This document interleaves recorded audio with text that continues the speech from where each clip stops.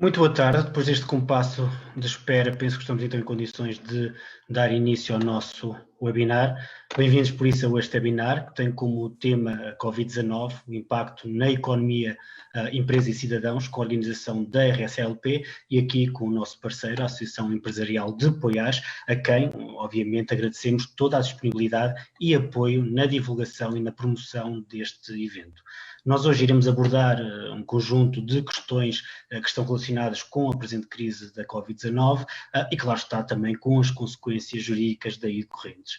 Este é também um momento de desafios crescentes, quer para os intervenientes no mundo jurídico, quer para toda a população em geral, e esperamos que esta formação RSA possa ajudar a esclarecer algumas dúvidas emergentes da aplicação deste novo esforço legislativo, mas sobretudo do quadro legal exigente, que estabelece aqui ramificações para todas as áreas do direito. Precisamente por isso é também fundamental aquilatar aqui quais serão os efeitos concretos no tecido empresarial nacional, nomeadamente no tecido empresarial da Zona Centro, que tem especificidades e tem desafios próprios. Pelo que contamos também aqui com o contributo do engenheiro Paulo Carvalho, que é o presidente da Associação Empresarial de Poiares, que na primeira pessoa poderá dar aqui o seu testemunho naquilo que será uma nota introdutória ao presente webinar. Nós hoje temos connosco 5 oradores da RSLP, com especial destaque para os colegas da RSLP Coimbra. Ricardo Neri irá tecer breves considerações sobre o estado de emergência, António Mendes Dias irá abordar as alterações ao regime de arrendamento, assim como o regime das moratórias de crédito, Tiago Marques irá analisar o tema quente do layoff simplificado, Hugo Vassal de Abreu refletirá sobre as linhas de crédito e apoio às empresas, enquanto que Sandra Amorim irá desenhar aquilo que são as medidas de recuperação das empresas, com especial enfoque na nova diretiva comunitária e sobretudo, a reestruturação preventiva das empresas. O leque de contributos é, por isso, muito alargado e esperamos que possam ter e possam ser um testemunho profícuo de discussão e evolução nestes tempos conturbados. Tecnicamente, relembramos que as intervenções serão aqui circunscritas a 10 minutos, sendo que no final destas apresentações teremos um período muito curto dedicado a perguntas e respostas. Se quiserem participar, devem utilizar o chat para sinalizarem e deixarem a vossa pergunta, endereçando a mim, este moderador, que ele lerá oportunamente. Podem utilizar também a ferramenta de levantar a mão para pedir a palavra para um comentário mais alargado. Pedimos que possam desligar os vossos microfones, para que não haja aqui interferências durante a apresentação e que permaneçam com as câmaras desligadas. Relembramos também que estamos live no Facebook e no YouTube da RSA Advogados, sendo certo que depois todo este conteúdo formativo será disponibilizado nas diversas plataformas da RSA LP. Vamos então começar com esta sessão. Dou a palavra, antes de mais, ao engenheiro Paulo Carvalho, para que possa fazer uma breve nota introdutória. Senhor engenheiro, tem a palavra. Obrigado, Dr. João. Em primeiro lugar, um agradecimento a todos os que estão a participar nesta sessão. Um agradecimento também à RSA, Sociedade de Advogados Raposo Subtil, pela prontidão e pela vontade de ajudar da sua melhor forma, da parte técnica, esclarecer todas as questões que no fundo assaltam hoje as nossas empresas. No fundo, este convite foi feito através do Dr. Ricardo Neri, por ser também um poiarense, e o que muito também agradeço. No fundo, estas medidas são publicitadas, mas as dúvidas ninguém as tira, e portanto é nesse sentido que portanto, agradeço à sociedade RSA exatamente a prontidão que teve em tentar desmistificar, em ajudar e criar, digamos, uma forma clara de transmitir às empresas todas as que são aquelas questões que muitas das vezes estão, sabemos que existem, mas como é que existem? O nosso tecido empresarial aqui na Zona Centro, e eu digo Zona Centro porque a Associação Empresarial de Poiares convidou os seus parceiros, nomeadamente a Associação Empresarial da Serra da Lousã, Clube dos Empresários de Miranda, também, no fundo, o Núcleo Empresarial de Penela, assim como várias empresas de Leiria, Mortágua, Tondela, a participarem, porque é de interesse de toda a gente. Portanto, não vou alongar mais, agradecer uma vez mais, portanto, aqui ao Dr. João Luz, que no fundo não vou repetir em relação que ele explicou muito bem quais são, digamos, os temas que vão ser abordados e que tirem o melhor proveito. Muito obrigado. Muito obrigado, Engenheiro Paulo Carvalho. Vamos então agora passar a palavra para o Ricardo Neri, que nos vai tecer aqui umas breves considerações sobre o estado de emergência. Ricardo, tens a palavra. Muito obrigado, João. Nós entendemos ser importante fazer uma breve consideração sobre o estado de emergência, uma vez que é a primeira vez na história democrática do país que vivemos este período. Portanto, no passado dia 18 o estado de emergência foi declarado. O estado de emergência é sempre declarado por períodos de 15 dias, podendo ser renovado por iniciativa do Presidente da República. Como sabemos, foi inicialmente declarado até ao dia 2 de abril, depois posteriormente renovado até dia 18 e ontem mesmo foi renovado novamente por 15 dias adicionais até dia 2. Significa o estado de emergência que ficam suspensos alguns direitos, com a exclusiva finalidade de adotar as medidas necessárias para a proteção da saúde pública, no contexto desta pandemia Covid-19 que vivemos. É um regime excepcional previsto na Constituição, sendo o Governo responsável por executar a declaração nos termos declarados pelo Presidente da República e autorizados pela Assembleia. O Governo deve, no entanto, manter todas as instituições informadas da execução da declaração do estado de emergência, que é no fundo o que tem acontecido. Coloca-se a questão se o Governo pode fazer o que quiser. Não pode. Ao abrigo do estado de emergência, o Governo apenas pode aprovar as medidas com a única preocupação de proteger a saúde pública e na medida do estritamente necessário. É, aliás, isso que tem acontecido. Na declaração inicial, em cada uma das renovações, o Presidente tem elencado algumas medidas. Umas têm sido adotadas pelo Governo, outras não. Portanto, cabe ao Governo depois adotar as medidas que entende necessárias. Nesta última renovação, o Presidente propôs a possibilidade de uma futura reativação gradual e faseada da economia, propôs também a reposição de alguns dos direitos dos trabalhadores e propôs, caso se justifique, o confinamento de grupos etários específicos ao seu local de residência. No entanto, reparámos que no decreto do Presidente da Presidência do Conselho de Ministros, aprovado na passada sexta-feira, que regulamenta esta última prorrogação, o Governo para já mantém a maior parte das medidas em vigor da última renovação. Quer isto dizer que provavelmente para o Governo poder aprovar o reinício da economia, vamos ter um último estado de emergência e assim em que o Governo já terá as ferramentas necessárias para permitir, por exemplo, que os cafés abram com metade da ocupação a que estão licenciados e os cabeleireiros abram por marcação, enfim, tudo o que temos vindo a ouvir na comunicação social será o objeto de decisão na Conferência de Líderes que está planeada para dia 30 de abril e parece-nos a nós que para o Governo poder ter ferramentas de implementar estas medidas, terá o Presidente que propor uma última renovação, talvez não fosse essa a vontade dele nesta proposta de renovação que foi aprovada, que começou ontem, mas efetivamente parece-nos a nós que a vontade do Governo é que exista uma nova renovação e essa sim será alvo de regulamentação específica para efetivamente o Governo poder ter armas para poder aprovar o que for necessário à abertura gradual da economia, das empresas, enfim, dos estabelecimentos comerciais. Estas são, de uma forma muito sucinta, as considerações que vos gostaria de trazer iniciais desta nossa conferência e, João, muito obrigado, passo-te a palavra novamente. Muito obrigado, Ricardo. Vamos agora em direção àquilo que é o primeiro tema a abordar neste webinar e que são as alterações ao regime do arrendamento urbano no âmbito da Covid-19. Vou dar a palavra ao nosso parceiro de Coimbra, António Mendes Dias. António. Boa tarde. Boa tarde a todos. Estão-me a ouvir? Sim, perfeitamente, João. António. Sim, perfeitamente. Pode continuar. Obrigado, João. Eu vou iniciar com umas notas introdutórias. A primeira acerca do regime de exceção. Nós estamos perante um regime excepcional que se destina a vigorar durante o período em que vigorar a declaração do estado de emergência e para o mês subsequente ao fim do estado de emergência. A segunda nota que queria deixar tem a ver com o que designaria flexibilização das regulações.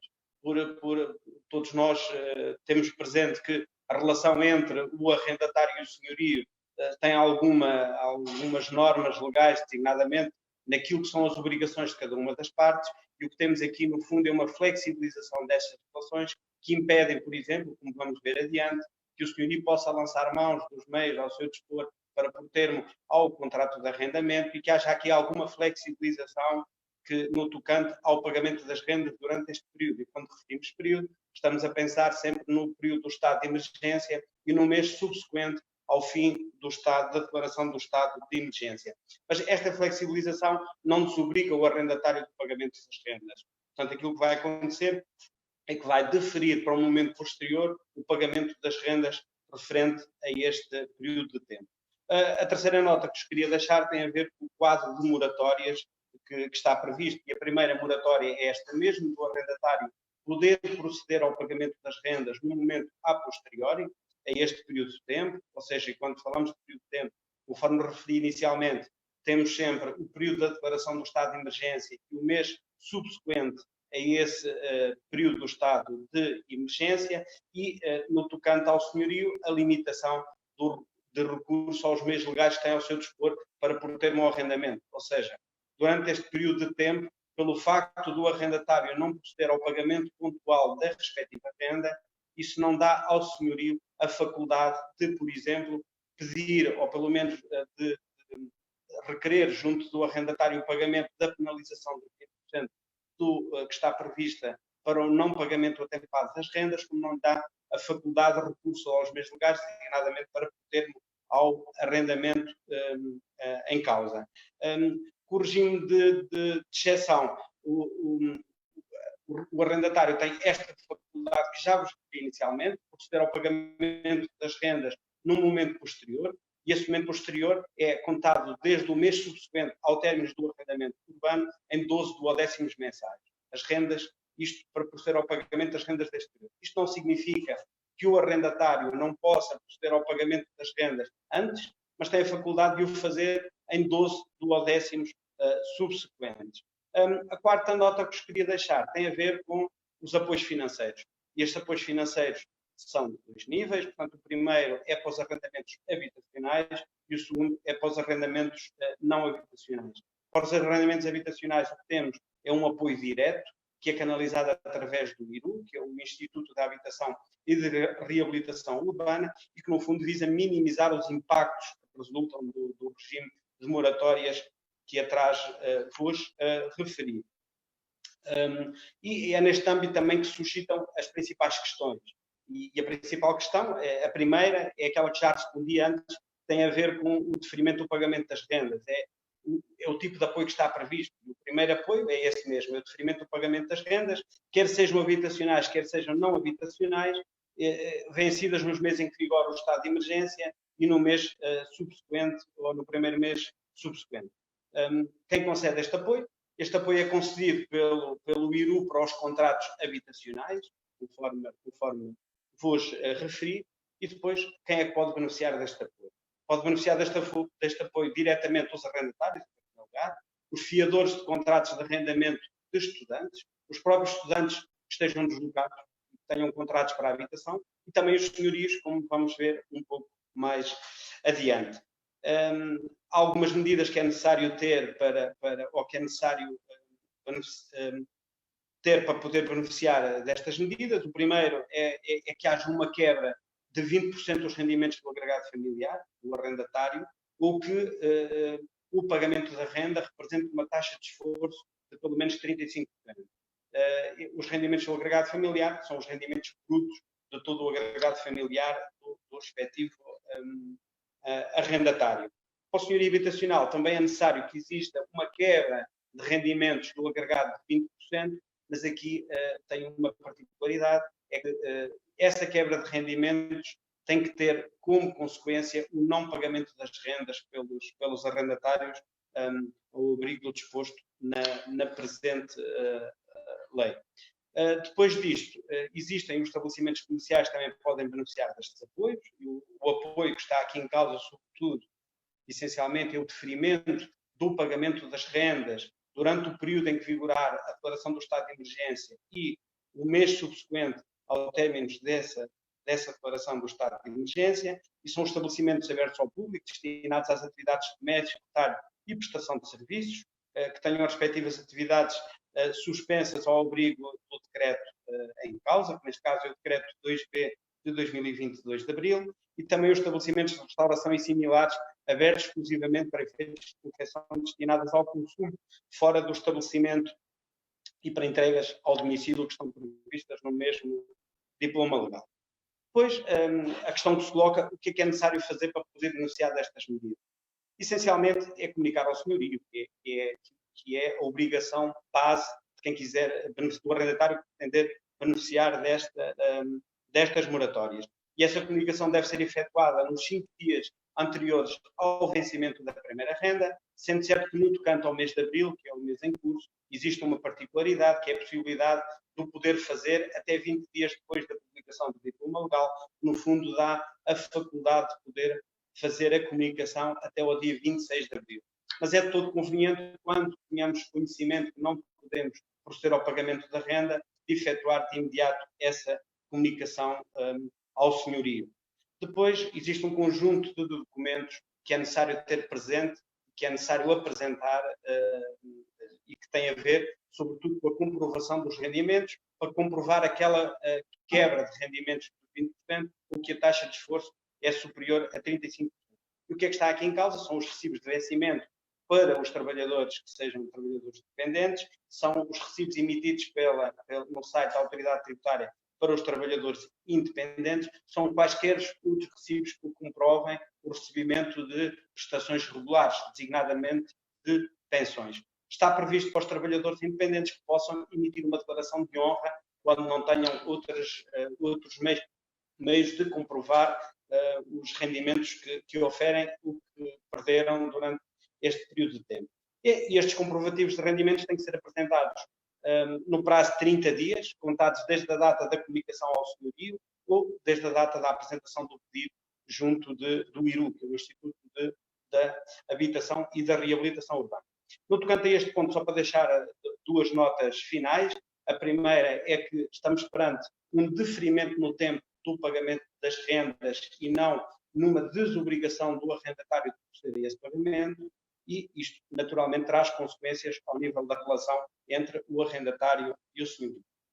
O segundo tema que tenho aqui tem a ver com a proteção dos créditos das famílias e das empresas no âmbito Covid 2019, e no tocante a este tema, a primeira nota central que queria deixar tem a ver com que iríamos definir como um conjunto de moratórias. Este conjunto de moratórias resulta do Decreto-Lei 10J de 2020, 26 de março, e entrou em vigor imediatamente no dia seguinte, no dia 27 de março, e destina-se a vigorar durante 6 meses, ou seja, até 30 de setembro de 2020.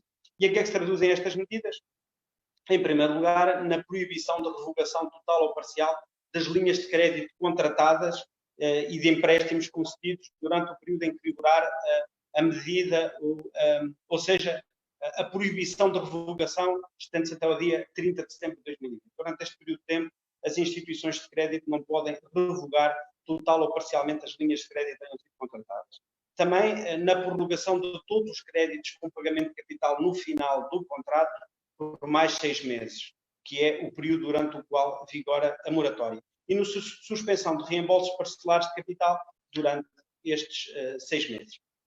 A questão que se coloca depois é quem é que pode beneficiar destas medidas, essencialmente as famílias, em primeiro lugar, em segundo lugar as empresas, as instituições particulares de solidariedade social, mas também as mais entidades de economia local, ou seja, no fundo, todas as entidades que tenham sido afetadas pelos impactos económicos e financeiros da contração da atividade económica decorrente da pandemia Covid-2019. Este diploma aplica-se a todos os tipos de créditos bancários, praticamente. Estamos aqui a falar dos créditos concedidos pelos bancos, que é aqueles que são mais vulgares, mas também concedidos por outras instituições de crédito, por sociedades de investimento, por sociedades de locações financeiras, por sociedades de factoring e também pelas chamadas SGM, as Sociedades de Garantia Mútua, e incluindo aqui também, em tudo isto, aquelas entidades que não tendo a sede em Portugal, têm cá sucursais e têm a autorização do Banco de Portugal para exercer a respectiva atividade financeira em Portugal. Para este efeito, eu tenho que ter algumas condições. A primeira condição é tem que ter residência em Portugal Portugal ou domicílio em Portugal, e tem que estar numa das condições que são 5, no fundo, que é encontrar-me em isolamento profilático ou de doença ou em prestação de assistência a filhos e a netos, é a primeira das situações. A segunda é que tenha sido colocado em redução no período normal de trabalho ou em suspensão do contrato de trabalho, ou em alternativa que esteja numa situação de desemprego comprovado junto do Instituto de Emprego e Formação Profissional. Também, desde que seja trabalhador elegível para efeitos de apoio extraordinário em termos de redução da atividade económica de trabalhadores dependentes, também posso beneficiar dessas medidas. No fundo, desde que sejam trabalhadores de entidades cujo estabelecimento ou atividades tenham sido objeto de encerramento determinado durante o período do estado de emergência. Todos estes que reúnem uma destes 5 itens pode, no fundo, recorrer a estas medidas moratórias. Para além disso, por referência a 18 de março de 2020, não se pode estar em situação de incumprimento de contratos de crédito há mais de 90 dias. Não se deve estar numa situação de insolvência nem em situação de execução judicial. Além disso, tem que se ter a respectiva situação regularizada junto da autoridade tributária e da segurança social, que é o pressuposto base em todas as medidas, no fundo, tem que estar numa situação de relação, no fundo, cordial e correta com o Estado. Qual o procedimento para quem pretender beneficiar destas medidas? Portanto, o procedimento de base é preencher uma declaração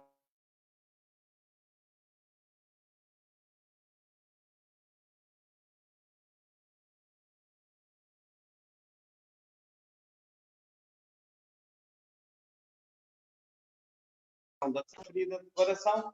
A instituição financeira deve aplicar as medidas de proteção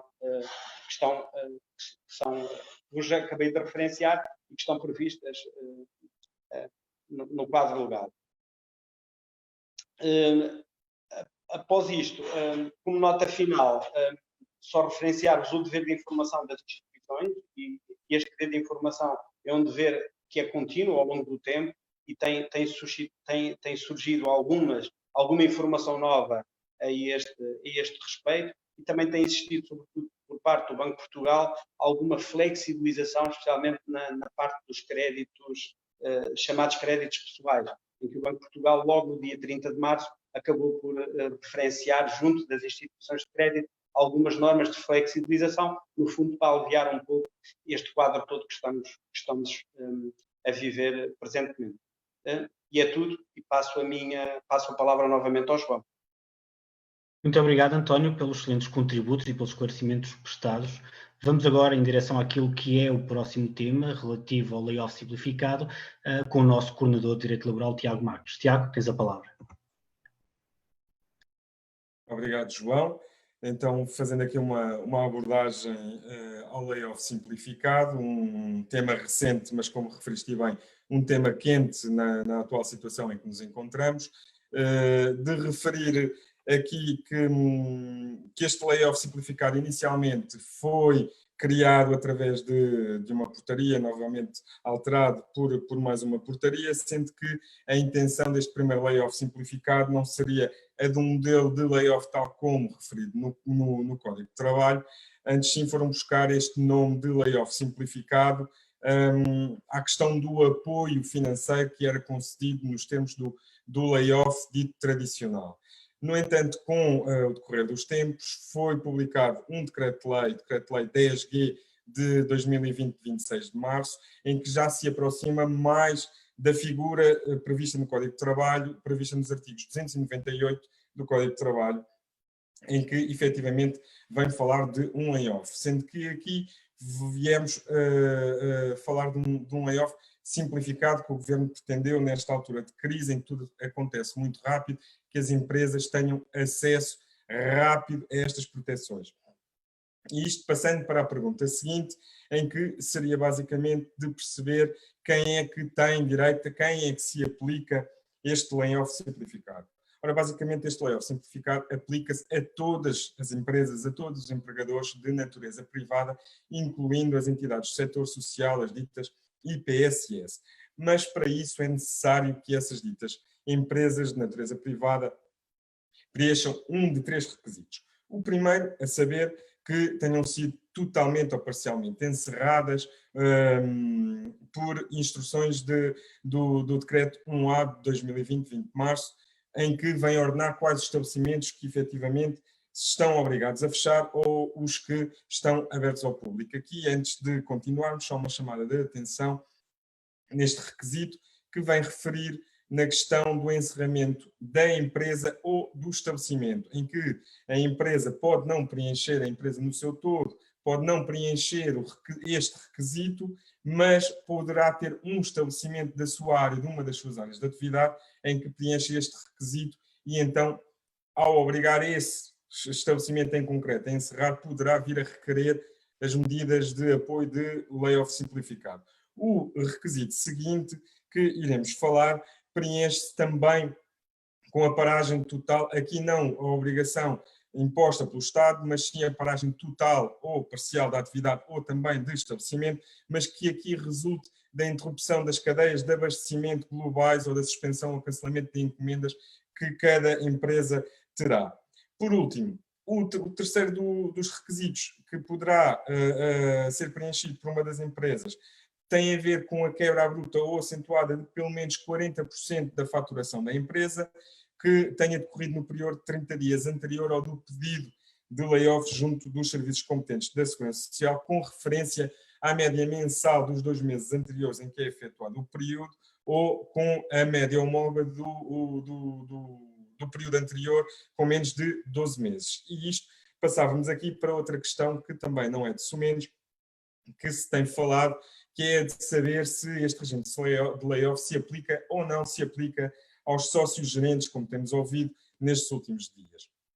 Pois bem, este regime de layoff simplificado não se aplica aos sócios gerentes, às ditas empresas unipessoais, em que é o próprio sócio gerente que é o único trabalhador desta empresa. Para isso, há um diploma próprio, que é o Decreto-Lei 12A 2020 de 6 de abril, que já foi, entretanto, alterado pela Portaria 94A de 16 de abril, que vem efetivamente prever aqui algumas regras de acesso a estes apoios aos sócios gerentes, que são os mesmos apoios que são aplicados aos trabalhadores independentes. Portanto, aqui já não se seguirá os requisitos que nós vimos ainda agora relativamente às empresas quanto ao layoff simplificado, simplesmente são 2 requisitos que têm que estar preenchidos. Um deles, o sócio-gerente não ter tido uma faturação no ano anterior, no ano 2019, superior a 60 mil euros, e, por outra, efetivamente, não ter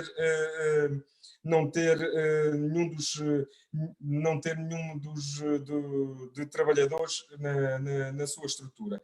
E, evidentemente, ter que demonstrar que efetivamente teve uma quebra na sua atividade. E isto, passávamos aqui também a outra questão que é importante referir ainda no âmbito desta portaria, que se prende com o facto dos trabalhadores independentes e do facto de terem os chamados falsos recibos verdes, ou seja, aquelas pessoas que, estando englobados na categoria B, sendo trabalhadores independentes, mas, no entanto, mais de 50% da sua atividade é prestada para uma única entidade. Ora, aqui, efetivamente, mesmo que haja aqui uma passagem destes valores, estes trabalhadores independentes, a partir do momento em que descontem para a Segurança Social, poderão sempre aceder, caso vejam aqui uma quebra no seu trabalho, podem sempre aceder ao subsídio de desemprego, como tal já estava previsto anteriormente no Código Contributivo da Segurança Social. E assim passávamos, retomando novamente o tema do layoff simplificado e passando à próxima questão, em saber o que é que consiste efetivamente este apoio do layoff simplificado. Nós decidimos escolher aqui 2 medidas que consideramos as mais importantes. Uma primeira para a empresa que efetivamente se vê numa situação de crise, preenchendo um dos requisitos que acabámos de referir, em que a Segurança Social, o Governo, via Segurança Social, veio fazer uma comparticipação num apoio mínimo a cada um desses trabalhadores, em que vem comparticipar em cerca de 2/3 da sua retribuição, sendo que estes 2/3 de retribuição têm aqui um limite mínimo e um limite máximo. Um limite mínimo é que esse valor nunca poderá ser inferior a um salário mínimo e o valor máximo nunca poderá ser superior a 3 salários mínimos, sendo que aquilo que estamos a falar é efetivamente de apoios da Segurança Social. Há aqui outra questão muito polémica de saber se efetivamente a empresa pode ou não, tendo essas possibilidades, suportar aqui mais alguma parte de algum valor, que já vimos que há empresas que andam a fazer isso mesmo, que acham que o valor dos 3 salários mínimos não será suficiente e participam mais um pouco na ajuda aos seus trabalhadores. De referir ainda, neste enquadramento dos 2/3 do valor do layoff, desses 2/3, 70% desse valor é assegurado pela Segurança Social, portanto estamos a falar aqui num valor máximo de 1.333,50 €, sendo que os remanescentes 30% para prefazer os ditos 1.905, os 3 salários mínimos, são assegurados pela empresa. Só aqui uma questão, será de referir que este valor é adiantado ao fim do mês pela empresa, que posteriormente é ressarcida pela Segurança Social. E passando para o segundo ponto de apoios que nós consideramos muito importantes, que será a questão de lançamento, de relançamento da atividade da empresa. Esta crise, enfim, é uma crise profunda, com forte impacto, com vários apoios para as várias empresas, mas também é importante referir que há apoios para as empresas começarem a sair, começarem a tentar sair desta situação em que nos encontramos, que é um apoio, um incentivo financeiro extraordinário que é concedido às empresas que estejam no retomar da sua atividade e que é concedido pelo IFP, e que consiste no apoio do pagamento de 635 € de uma só vez por cada trabalhador que a empresa tenha decidido colocar em layoff. Damos aqui só o exemplo que este apoio só é concedido para as empresas que consigam demonstrar que efetivamente já estão a sair de uma situação de layoff. E isto, passando aqui para a questão seguinte, que seria de conseguir perceber quanto tempo é que cada empresa poderá requerer este apoio de layoff. Este apoio de layoff, inicialmente, quando foram publicadas as portarias de layoff simplificado, foi pensado para um prazo de até 6 meses. Entretanto, com o decreto-lei já mencionado, verificou-se uma redução para 3 meses, sendo que, inicialmente, este apoio tem uma duração inicial de 1 mês, o qual pode ser renovado mensalmente até um período máximo de 3 meses.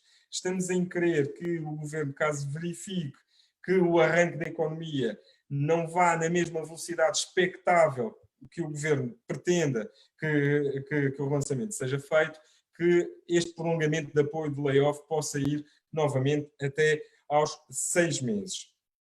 E isto passamos então para a questão final, que será de saber efetivamente o que é que cada empresa terá que fazer ou não para conseguir o apoio por parte da Segurança Social quanto ao layoff simplificado.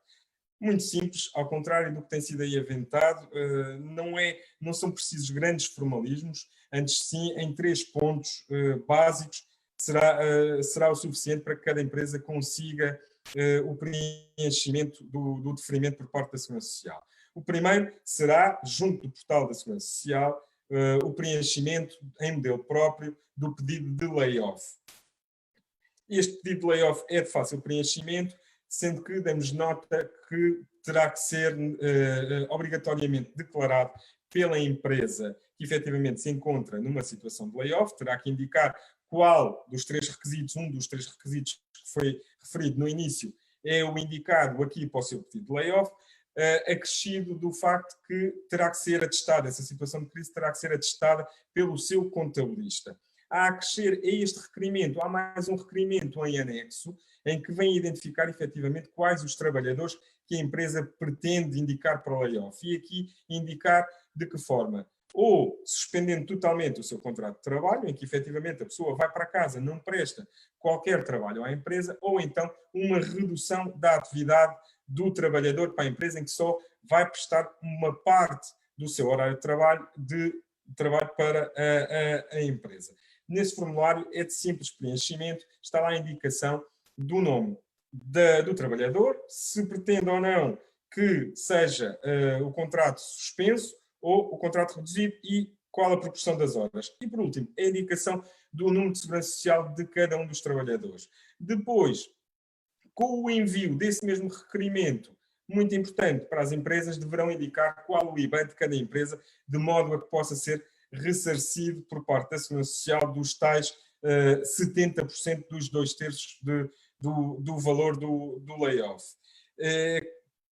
Das indicações que temos tido das empresas que já se encontram em layoff e mesmo da própria Segurança Social, estes valores estão a ser pagos entre o dia 24 e o dia 28 de cada mês. João, julgo que com estes 5 pontos conseguimos fazer aqui um breve apanhado do que é o layoff simplificado e de uma forma prática de como é que as empresas conseguirão requerer o layoff simplificado. Passava-te então a palavra. Muito obrigado, Tiago. Foi de facto uma exposição excelente. De qualquer das formas, quer relativamente a esta intervenção, quer às outras, depois, no final, facultaremos, obviamente, os nossos contactos para posteriores desenvolvimentos. Vamos dar agora seguimento ao nosso webinar com o Gabriel, que nos vai falar sobre as medidas de apoio às empresas. Tens a palavra. Muito obrigado, João. Conforme se sabe, as dificuldades trazidas pelo Covid-19 às empresas passaram essencialmente por 2 situações concretas. Por um lado, as naturais dificuldades de tesouraria, não é? De pagamento imediato a fornecedores, a empresários, etc, etc. E, por outro lado, um aumento da dificuldade no acesso ao crédito. De modo que as medidas de apoio às empresas que vamos aqui analisar têm essencialmente os objetivos que aqui encontramos descritos.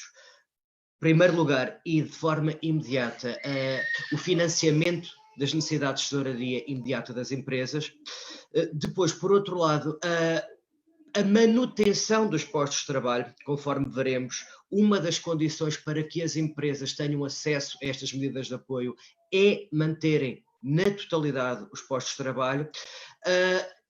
E finalmente, numa medida complementar que já foi analisada pelo nosso colega, uma partilha de custos dos salários com a Segurança Social através do mecanismo de layoff que também foi descrito.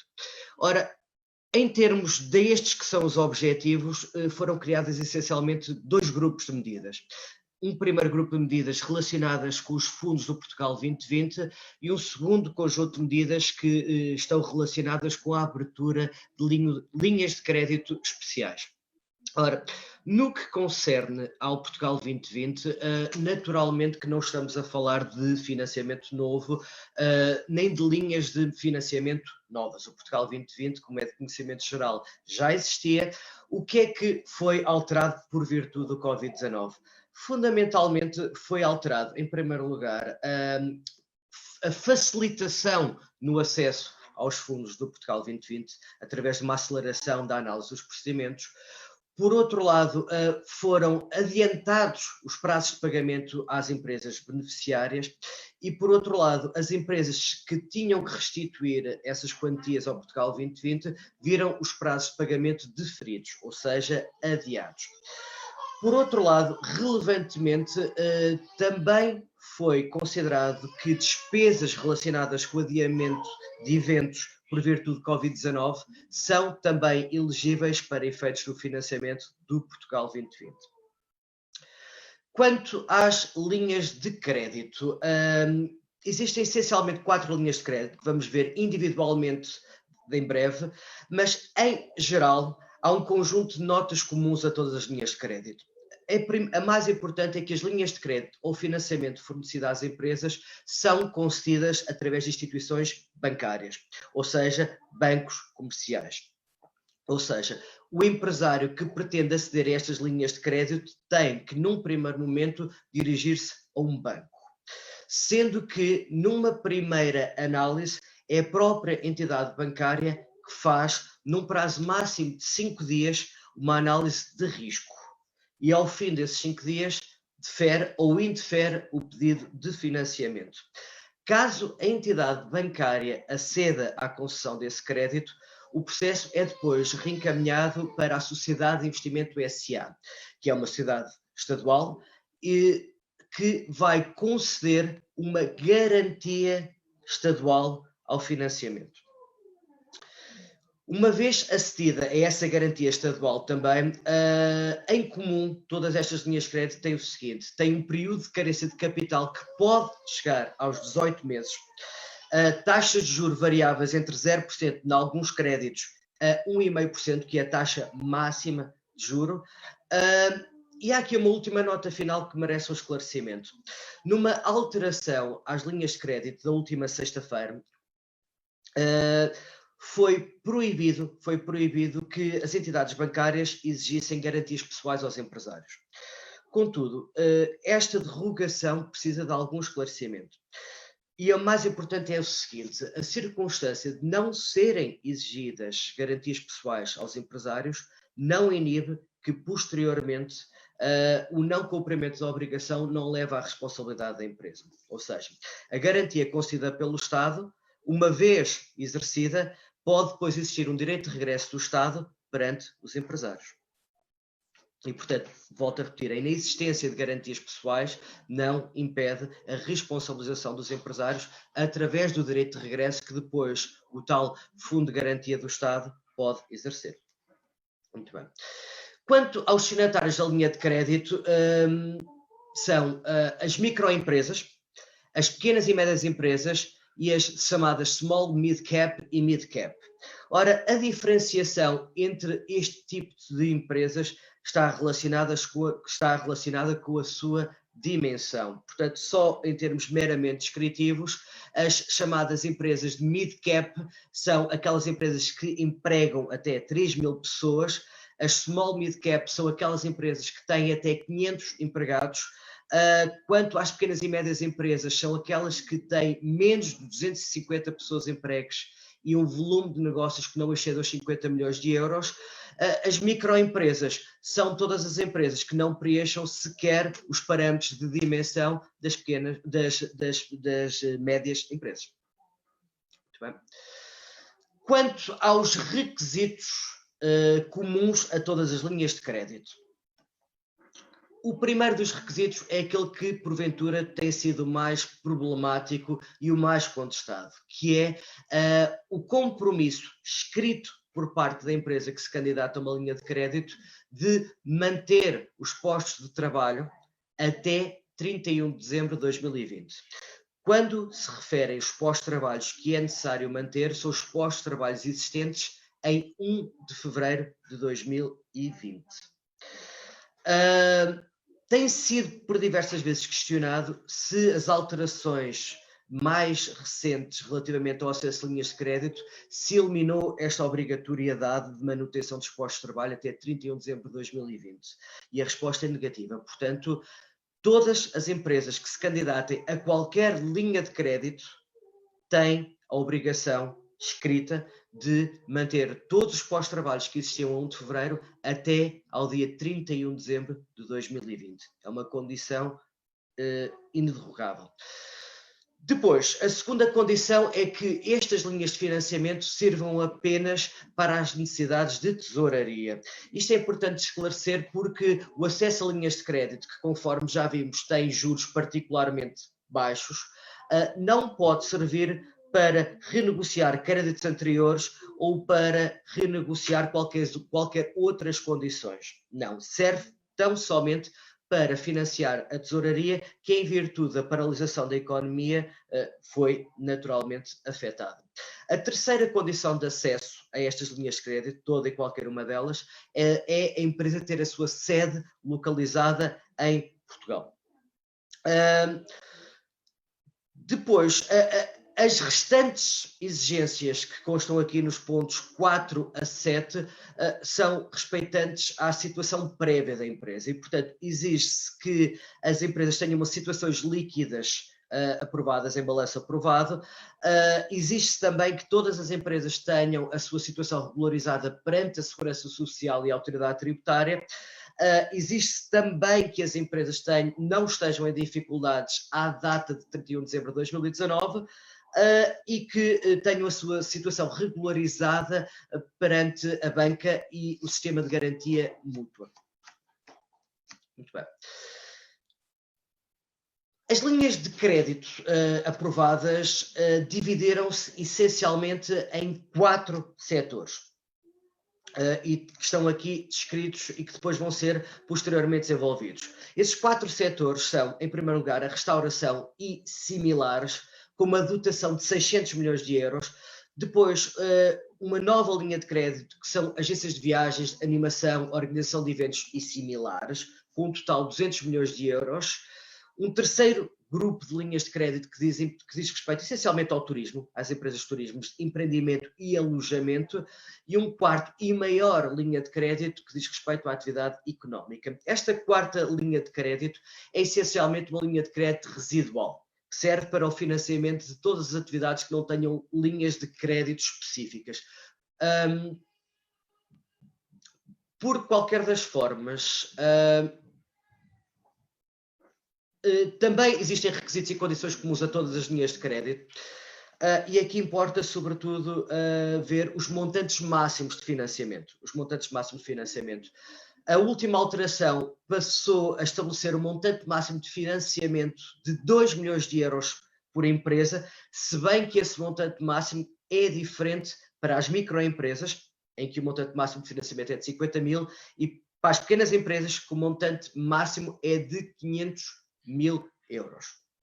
Atenção, que qualquer empresa se pode candidatar a mais do que uma linha de crédito específica. Portanto, estes montantes máximos dizem respeito à candidatura a uma única linha de crédito. Só para exemplificar, uma empresa pode se candidatar à linha de crédito do turismo, se for esse o seu ramo de atividade, mas também, se assim preencher os requisitos, pode se candidatar a uma linha de turismo de atividade económica em geral, se, repito, preencher os requisitos. Conforme já disse previamente, portanto, em todas estas linhas de crédito, o Estado concede uma garantia. Garantia essa que naturalmente permite baixar os créditos, baixar os juros cobrados, sendo que, em qualquer das circunstâncias, essa garantia prestada pelo Estado nunca pode ultrapassar os 90% do capital em dívida. O prazo máximo das operações, e quando eu falo do prazo máximo das operações, falo do prazo máximo de restituição das quantias mutuadas, nunca pode ultrapassar os 6 anos, e conforme disse, passou a existir uma proibição de exigência de garantias pessoais aos empresários em virtude da concessão de uma linha de crédito. Avançando agora para a descrição de cada uma das linhas de crédito, com características já descritas, portanto, nas linhas de créditos atribuídas à restauração e similares, quando se fala aqui de similares em restauração, falam-se de bares, falam-se de discotecas, para além, naturalmente, dos restaurantes e cafés. Conforme foi dito, portanto, a linha de crédito é de 600 milhões de euros. E aqui há uma especificação, é que desses 600 milhões, 270 milhões são destinados exclusivamente a micro e pequenas empresas, que aliás são a grande maioria das empresas que em Portugal se dedicam a esta linha de atividade económica. O montante máximo por empresa é de 1.500.000 euros para este setor, a garantia do Estado máxima é de 90%, o período de carência de capital é de 18 meses no máximo e o período máximo de operações, ou seja, de restituição, é de 6 anos.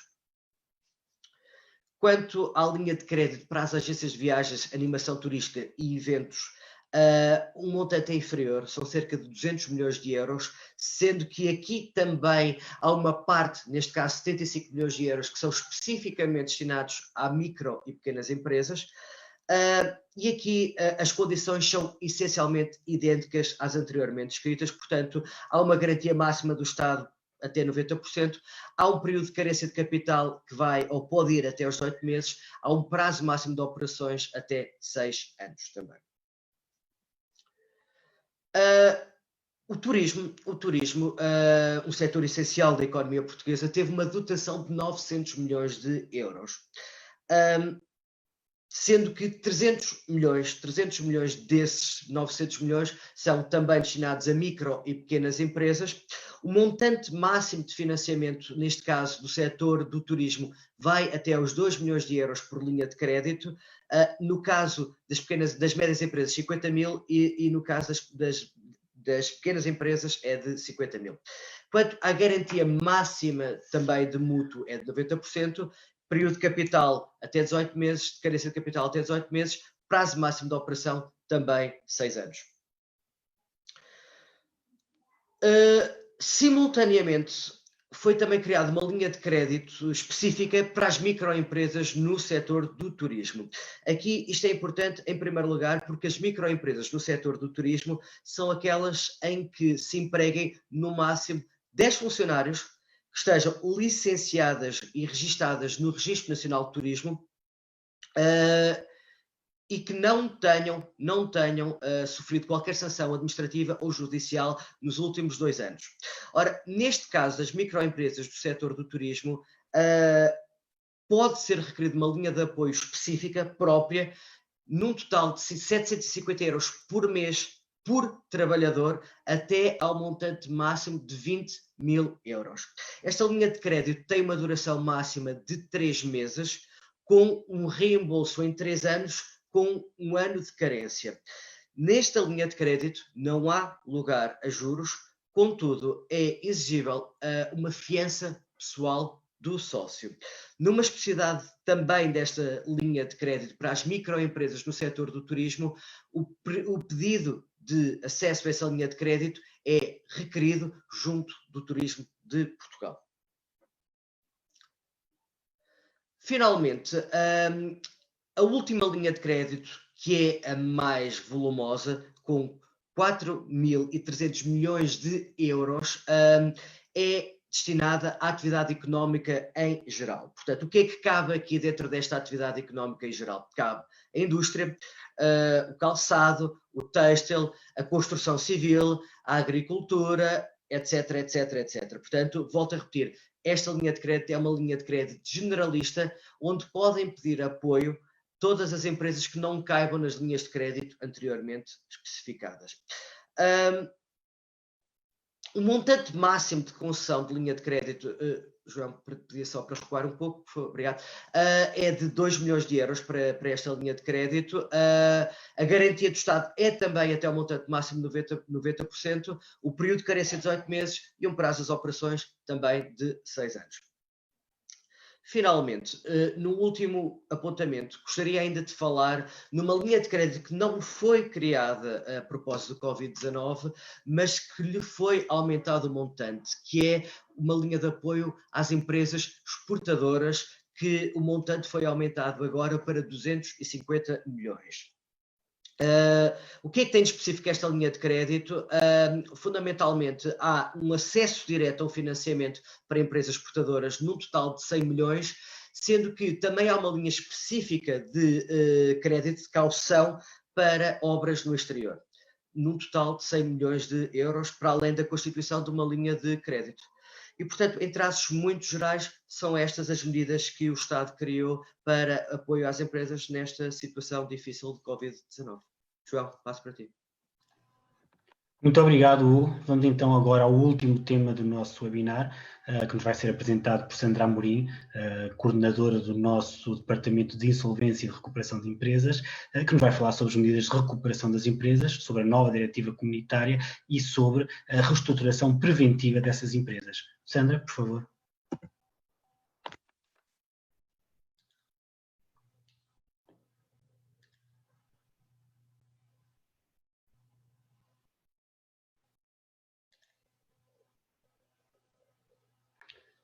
Sandra, estamos a ter alguns problemas porque o microfone está desligado. Vou só pedir que aguardes um bocadinho para ver se conseguimos ativar o teu microfone. Bom, agora acho sim. Que sim, já está? Sim, agora é perfeito. Muito bem. Bom, estava então a dizer que vou efetivamente falar das medidas de recuperação da empresa e dar aqui algumas linhas gerais da diretiva comunitária que foi aprovada em junho do ano passado. Bom, A atual situação de emergência de saúde pública ocasionada pela pandemia do Covid-19, aliada também à declaração do estado de emergência e à consequente imposição de um conjunto de restrições de direitos e liberdades, estão, como todos sabemos, a ter um impacto muito relevante na atividade económica e, por conseguinte, também na solvência das empresas. Perante esta situação de crise, o Governo adotou um conjunto de medidas excepcionais e temporárias de resposta ao impacto negativo do Covid-19, nomeadamente através do alargamento dos prazos para cumprimento das obrigações fiscais, do layoff simplificado e também da abertura de linhas de financiamento e apoio à tesouraria das empresas, aliás, como vimos e foi objeto da apresentação anterior. Contudo, se por um lado as medidas de apoio disponibilizadas pelo Executivo permitem a sobrevivência de algumas empresas, impedindo no imediato a sua situação de insolvência, por outro lado, muitas dessas empresas ver-se-ão daqui a poucos meses impedidas por falta de liquidez de cumprir com as suas obrigações, antevendo-se por isso um aumento substancial da insolvência de muitas empresas. Acresce que muitas das medidas aprovadas, e também falámos, não estão ao alcance da generalidade das empresas portuguesas, nos casos por impossibilidade do cumprimento dos requisitos de acesso aos apoios e noutros, face aos prazos fixados para a respectiva decisão de atribuição. Neste contexto, os mecanismos de reestruturação empresarial já existentes no nosso ordenamento jurídico, tais como o processo especial de revitalização e o regime extrajudicial de recuperação de empresas, ganham, na nossa opinião, uma relevância acrescida e surgem como a solução mais adequada para algumas empresas. Na verdade, estes procedimentos permitem a suspensão das obrigações de pagamento e das ações de cobrança coerciva, bem como de eventuais pedidos de insolvência requeridos por terceiros credores, proporcionando assim o tempo necessário para que as empresas se possam adequar e reestruturar face a esta nova realidade.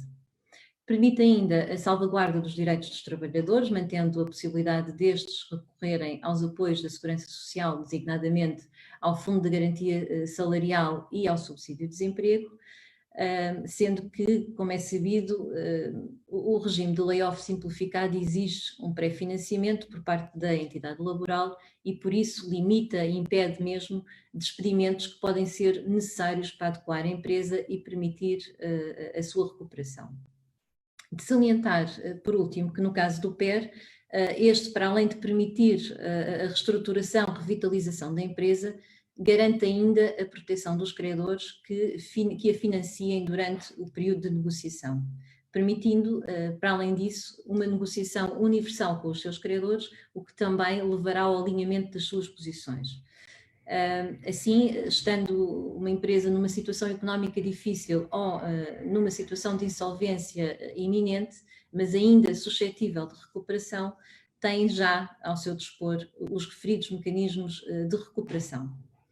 Falando um bocadinho daquilo que é o processo especial de revitalização, portanto, este processo, o PER, surgiu no nosso ordenamento jurídico em 2012, como resposta ao compromisso assumido por Portugal no memorando da Troika, de alteração da legislação insolvencial no sentido de agilizar a recuperação efetiva de empresas em dificuldade, mas ainda viáveis.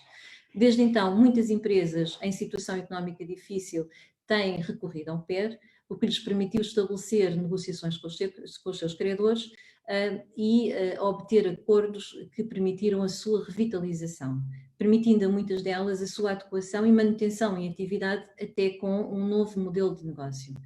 Este é um processo que tem natureza urgente, portanto a sua tramitação processual é em princípio mais célere. Para recorrer a este processo, a empresa deve apresentar no tribunal competente, neste caso o Tribunal de Comércio, para além do requerimento inicial e de documentos relacionados com a sua atividade, uma declaração subscrita há não mais de 30 dias por contabilista certificado ou por revisor oficial de contas, atestando que a empresa não se encontra em situação de insolvência atual à luz dos critérios que são previstos na lei. Deve também apresentar uma declaração subscrita pela empresa e por credores que, não estando especialmente relacionado com ela, sejam titulares de pelo menos 10% dos créditos e que manifestem vontade de, com ela, iniciarem negociações tendentes à sua revitalização por meio da aprovação de um plano de recuperação. Por fim, deve também juntar ao seu requerimento inicial uma proposta de plano de recuperação acompanhada de pelo menos descrição da situação patrimonial da empresa, da situação financeira e reditícia. O plano de recuperação a propor aos credores deve conter as medidas e medidas que visem restabelecer a viabilidade económica da empresa. Após a apresentação do requerimento inicial e da nomeação do administrador judicial provisório e bem assim também da apresentação da reclamação de créditos por parte dos seus credores, e vai-se iniciar uma fase de negociação que deverá terminar com a apresentação de um plano que posteriormente será submetido à votação dos credores. De salientar que durante este período de negociação suspendem-se todas as ações judiciais tendentes à cobrança de crédito, o que permite à empresa uma negociação mais serena com os seus credores, não se encontrando sufocada com ações executivas e de penhoras e de atos de penhora do seu património.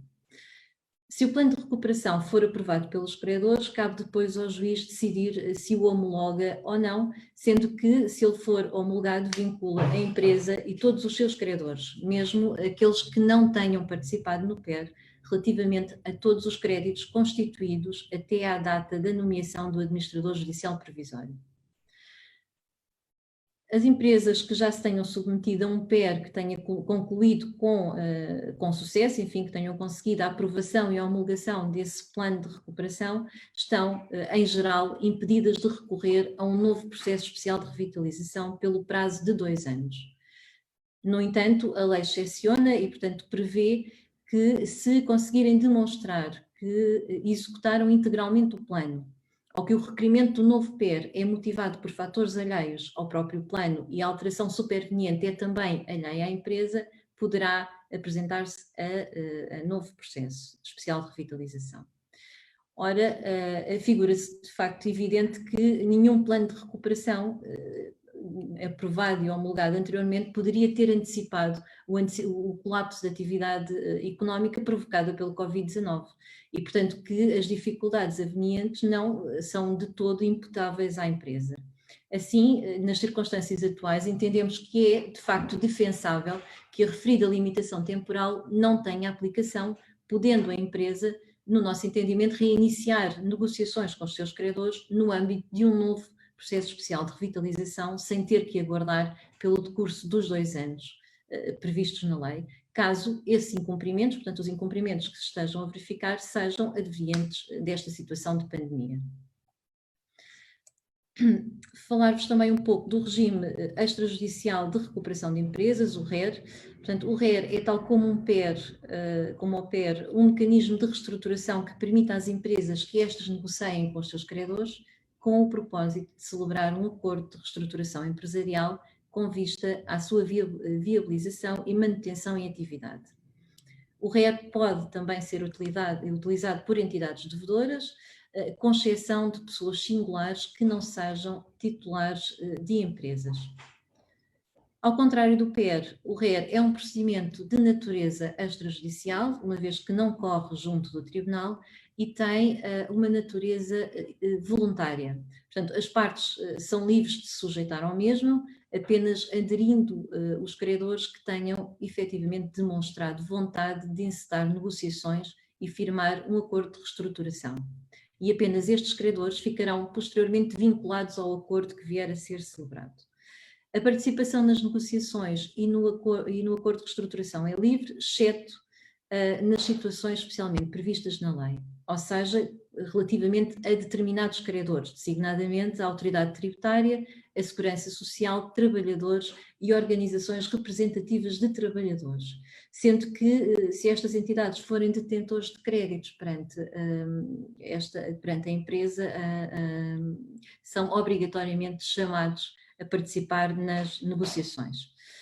Por fim, é confidencial, portanto é um procedimento confidencial, uma vez que o protocolo de negociação, as negociações e o próprio acordo de reestruturação são confidenciais, exceto se as partes acordarem na sua publicidade. Como já referi, o objetivo do RER é promover negociações por via extrajudicial com todos ou alguns dos seus credores, com vista à aprovação de um acordo de reestruturação do seu passivo. As negociações correm sempre por iniciativa do devedor e devem contar com a colaboração de credores que representem pelo menos 15% dos créditos não subordinados da empresa devedora. O processo negocial será sempre enquadrado por um protocolo de negociação, que é obrigatoriamente subscrito pelas partes que a ele queiram aderir. Este protocolo de negociação deve ser depositado na Conservatória do Registro Comercial, decorrendo posteriormente ao depósito um prazo máximo de 3 meses de negociações que deverá culminar na celebração do acordo de reestruturação. O depósito do protocolo tem uma série de efeitos, sendo os mais relevantes na nossa perspectiva os seguintes. Portanto, a suspensão dos processos judiciais, quer de insolvência, quer as ações executivas, no que respeita aos credores que aderiram às negociações. Por outro lado, tem um efeito também no prazo de apresentação da empresa à insolvência. Portanto, se no decurso das negociações a empresa ficar numa situação de insolvência, o prazo para que esta se apresente à insolvência apenas se inicia após o encerramento das negociações. E, por último, o impedimento de prestadores de serviços essenciais interromperem os seus fornecimentos por dívidas relativas a serviços prestados em momento anterior ao depósito do protocolo. No decorrer das negociações, o devedor deve também apresentar o diagnóstico económico e financeiro que permitam aos credores conhecer os pressupostos nos quais se baseia o acordo de reestruturação. Como disse há pouco, as negociações encerram com o depósito do acordo de reestruturação que vier a ser alcançado na Conservatória do Registro Comercial ou com o depósito de uma declaração que exprima a falta de condições para prosseguir com as negociações. O conteúdo do acordo é livremente acordado entre as partes e pode compreender os termos da reestruturação da atividade económica e ou do passivo da própria empresa. Pode também compreender reestruturações societárias ou os termos de novos financiamentos e de garantias a conceder ou de alteração das garantias já existentes. As medidas podem contemplar todos ou apenas parte dos créditos detidos pelos credores que estão a participar nas negociações e a celebrar e que celebram este acordo.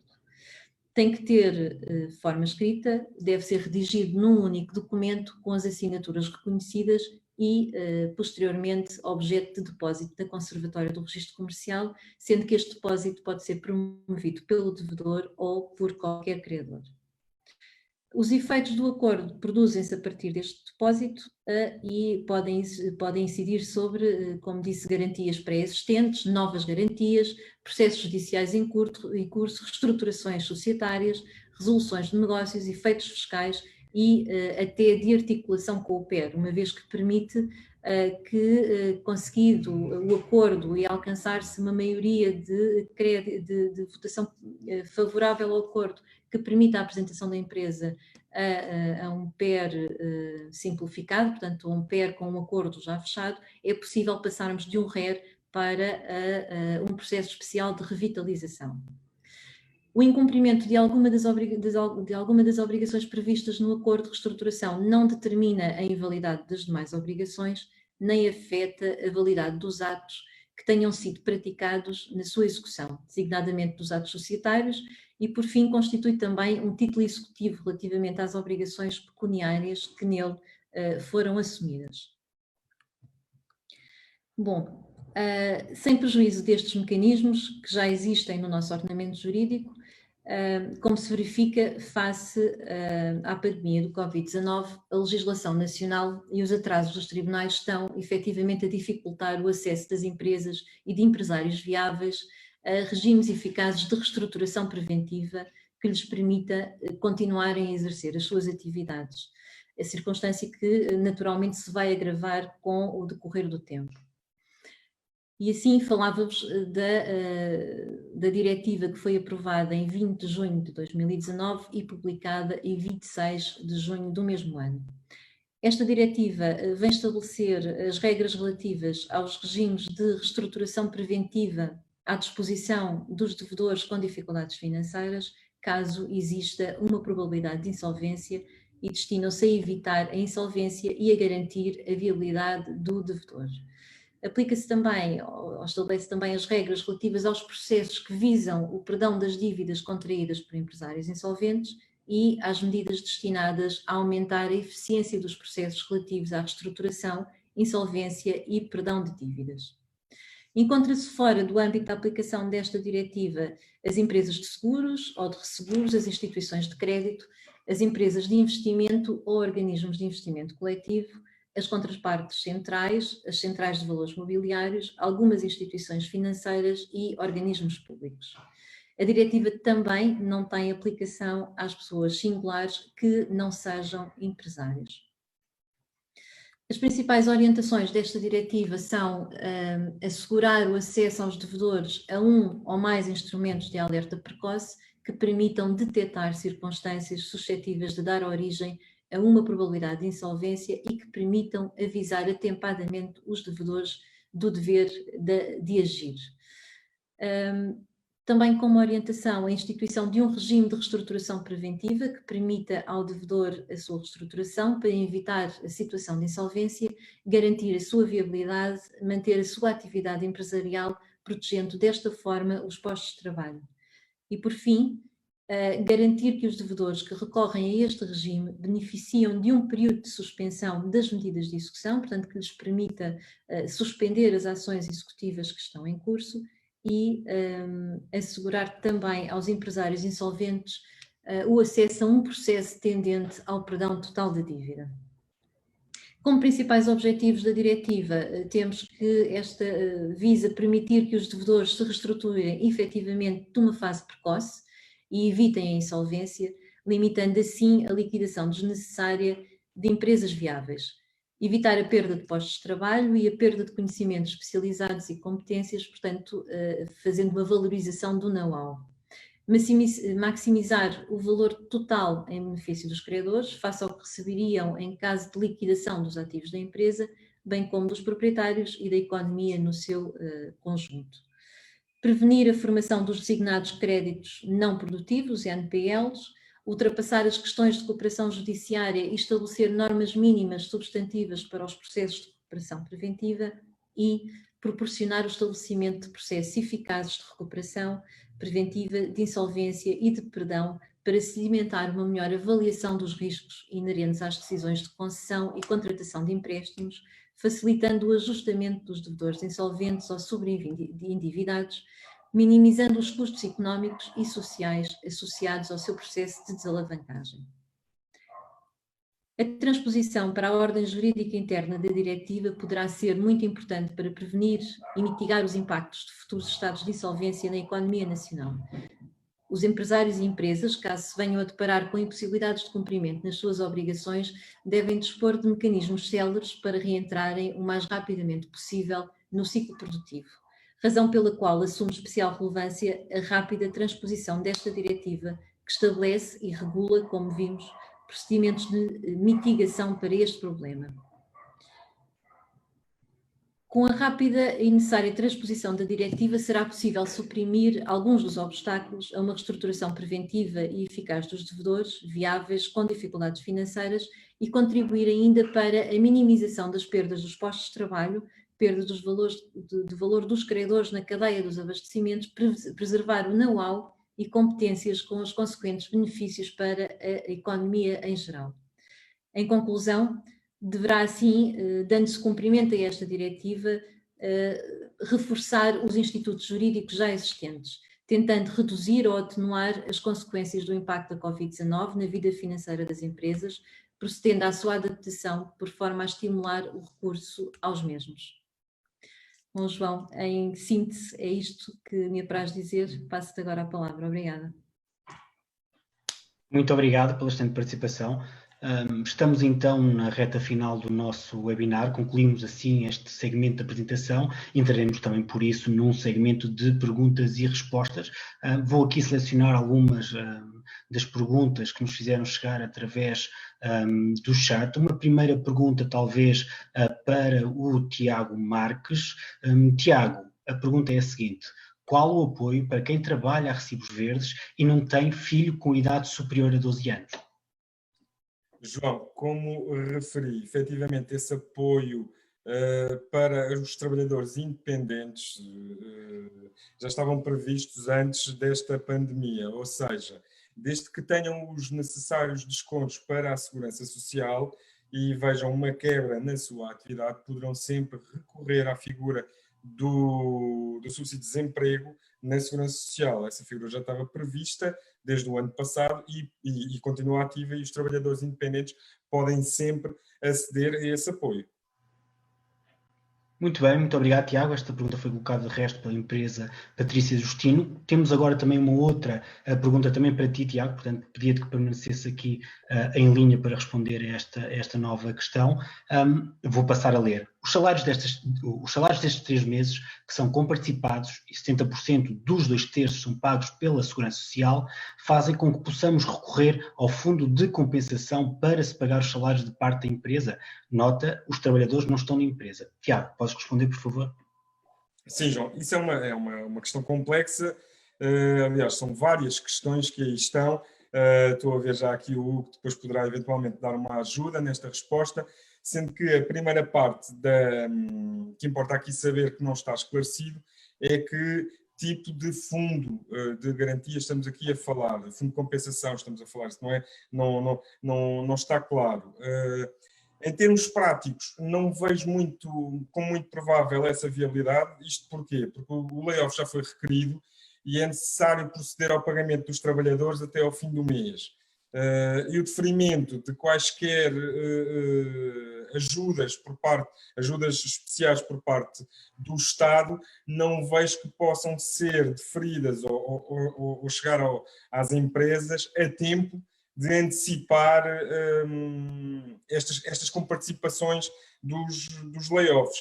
Mas, no entanto, daquilo que também tivemos a ver da apresentação do Hugo, não vejo que será muito possível, enfim, eventualmente para fazer face a eventuais dificuldades de tesouraria. Se não for esse o cenário, não vejo como será possível recorrer a quaisquer fundos de compensação, mas eventualmente o Hugo poderia dar aqui uma ajuda nessa parte. Hugo, passo a palavra para ti para complementares aqui um bocadinho a resposta do Tiago Marques. Não, quer dizer, em termos de calendário do acesso a estas linhas de crédito, também eu concordo com o Tiago. Efetivamente não me parece não me surge como viável, efetivamente. Não me surge como viável. A questão aqui é de que o acesso a estas linhas de crédito, nunca terá uma duração inferior ou nunca chegará antes de, portanto, um mês e meio. Portanto, para pagamento de salários não parece viável. Muito bem, Hugo, penso que ficou devidamente esclarecido. De qualquer das formas, para os participantes que estão connosco, se desejarem esclarecimentos posteriores, sempre podem contactar connosco diretamente, neste caso com o Tiago Marques e com o Hugo Abreu, através dos contactos que estão neste último diapositivo. De qualquer das formas, Hugo, continuamos contigo aqui com mais uma pergunta endereçada a ti e ao teu tema, obviamente, colocada pela empresa Menubre, e a questão é a seguinte: existe algum financiamento a fundo perdido? Resposta direta, não existe. Todas estas linhas de crédito funcionam a título de empréstimo. Empréstimo com juros generosos, com juros baixos, com prazos relativamente longos de restituição, que vão até 6 anos, mas nenhum deles é a fundo perdido. Muito bem. Portanto, a resposta é direta, porque efetivamente não existe. É uma crítica que efetivamente muitos empresários fazem ao tipo de créditos que estão a ser concedidos, mas efetivamente a legislação é taxativa e não existem empréstimos a título de fundo perdido. Não existe. Sim, muito bem. Vamos então continuar, até porque penso que essa resposta também já foi abordada por ti no teu segmento. Exatamente. Da caracterização das principais linhas de financiamento, para o qual também podemos remeter. Temos uma pergunta também dirigida a ti, colocada pela empresa Arnaldo Nova Gama. que é mais um pedido de comentário aqui, é uma notícia do Jornal de Notícias. Eu vou-te ler uma passagem muito rápida e depois colocar-te a pergunta se concordares. A notícia do Jornal de Notícias é: Governo duplica linhas de crédito e impede exigência de garantias pessoais. O montante disponibilizado às empresas, através de 4 linhas, passa a ser de 6,2 mil milhões de euros. Os custos mantêm-se, mas o prazo máximo das operações sobe para 6 anos e a carência de capital para 18 meses. A questão é esta, Hugo. E como fica a garantia da manutenção dos mesmos postos de trabalho reportados a 1/2 de 2020 até 31/12 de 2020? Hugo? Mantém-se. Essa exigência mantém-se. Na primeira linha de crédito concedida pelo Estado, de facto, existiram várias críticas, muitas delas legítimas. Uma delas foi precisamente a impossibilidade dos empresários, neste processo complicado, não poderem dispensar alguns trabalhadores. Contudo, e respondendo diretamente à questão, essa exigência não foi eliminada nas últimas alterações normativas. Portanto, a linha de crédito foi aumentada, os prazos de restituição foram aumentados para 6 anos, é verdade, mas mantém-se inalterada a exigência de que todos os contratos de trabalho se mantenham até dezembro de 2020. Portanto, essa exigência mantém-se. Muito bem, Hugo. Passamos àquilo que parece ser uma última pergunta, também dirigida a ti, e relacionada com a temática que apresentaste e que nos chegou aqui através do chat. Esta pergunta vai também ser respondida numa futura formação da RSLP, em conjunto com a Vida Económica, que terá lugar na próxima semana e que, afinal, oportunamente iremos divulgar. No entanto, pedimos já da tua parte um posicionamento prévio. Para o Gabriel, qual é o mecanismo de que o Estado dispõe para responsabilizar os administradores não avalistas nos financiamentos com garantias do Estado, na medida em que não se trata de uma dívida fiscal ou parafiscal? Hugo? A problemática aqui é que o Estado se converte em devedor solidário. Contudo, o devedor principal continua a ser o empresário. Portanto, configurando estes mecanismos de apoio do Estado, não nos podemos olvidar, não nos podemos esquecer de que a dívida se mantém. A dívida mantém-se. Contudo, o Estado é como que um pagador de primeira instância perante os bancos, mas a dívida mantém-se e, portanto, o mecanismo pelo qual o Estado mantém a sua possibilidade de reclamar as quantias ao empresário é precisamente a circunstância da solidariedade entre os devedores e, portanto, um devedor que paga tem depois o direito de pedir aos restantes devedores o que falta pagar. E, portanto, a partir do momento em que o empresário acede a estas linhas de crédito, torna-se devedor. E se o Estado cumprir essa obrigação perante as entidades bancárias, pode reclamar como co-devedor também ao particular esse pagamento. Portanto, não se trata da natureza da dívida, ser fiscal ou não, porque efetivamente não é, conforme foi bem dito. Trata-se de um pagamento em que o empresário é devedor e que há outro, neste caso o Estado, a pagar no seu lugar e que depois vai requerer a título de direito de regresso esse pagamento.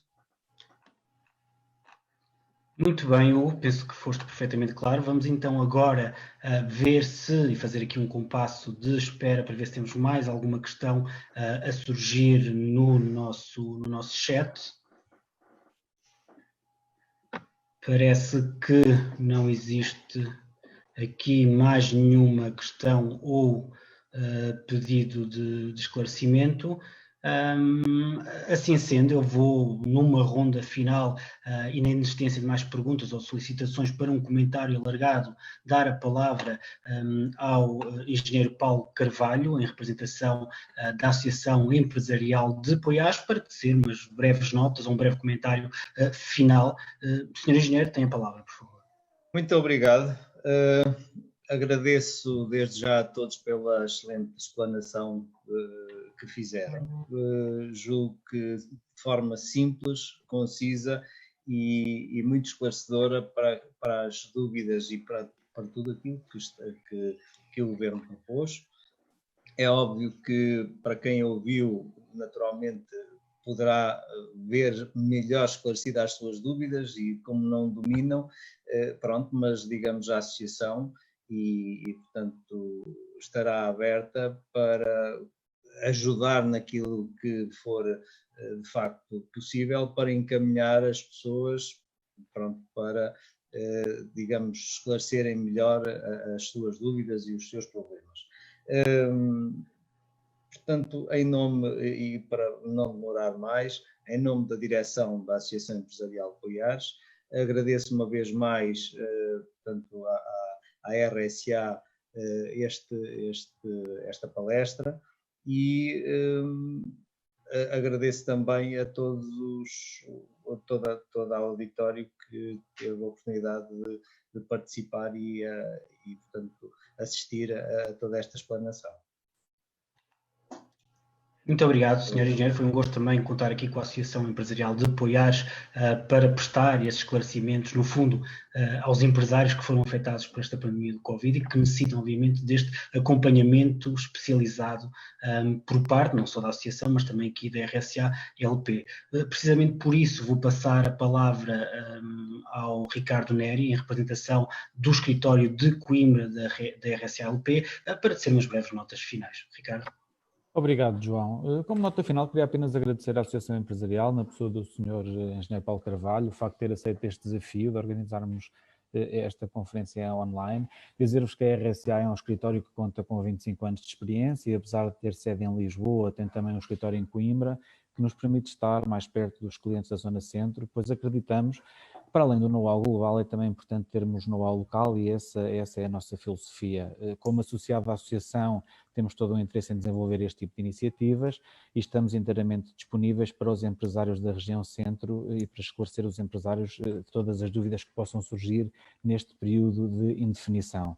O nosso lema define o nosso ADN, se é importante para si, é também muito importante para nós e, portanto, estamos ao dispor para este período e noutros períodos também, obviamente, que ultrapassaremos. Despeço-me uma vez mais, agradecendo ao Engenheiro Paulo Carvalho, a todos os participantes e a todos os oradores, com a certeza de que havemos de conseguir ultrapassar mais este desafio e que tudo há de ficar bem no futuro. Muito obrigado, João. Obrigado, Ricardo. Bem, por fim, resta-me também aqui apenas agradecer a todos os oradores, meus colegas, sublinhar as palavras do Ricardo. Nós vamos dar por terminado este webinar, que de resto se insere também no ciclo de webinars RSA-LP, naquilo que é uma assunção plena de um esforço proativo, mas denso e lato, da RSA de acompanhar os seus clientes e, de uma forma geral, todos os interessados nestas temáticas. Podem e devem também consultar as nossas redes sociais da RSA-LP para informações relativas aos próximos webinars, conferências. Fica aqui o convite para nos acompanharem já no próximo dia 23, numa iniciativa com a delegação de Braga da Ordem dos Advogados, que irá contar com a intervenção do André Batoca, que conversará sobre o direito tributário neste tempo de Covid. Como já fiz também a chamada de atenção, no próximo dia 27, a RSA-LP estará presente numa formação com a Vida Económica Business School, também sobre esta temática de medidas de reestruturação e de recuperação empresarial, sendo o palco também de pré-lançamento do novo guia que a RSA-LP irá pôr a circular no mercado por todos nós e para todos nós. De resto, como sempre, a RSA-LP Coimbra, como os restantes escritórios, estão aqui presentes também para o acompanharem neste período e, claro, também nos desafios desgastantes e jurídicos do Covid-19. Muito obrigado a todos pela vossa presença. Até à próxima. Vou proceder então ao encerramento da presente reunião. Muito obrigado e continuação de boa tarde para todos.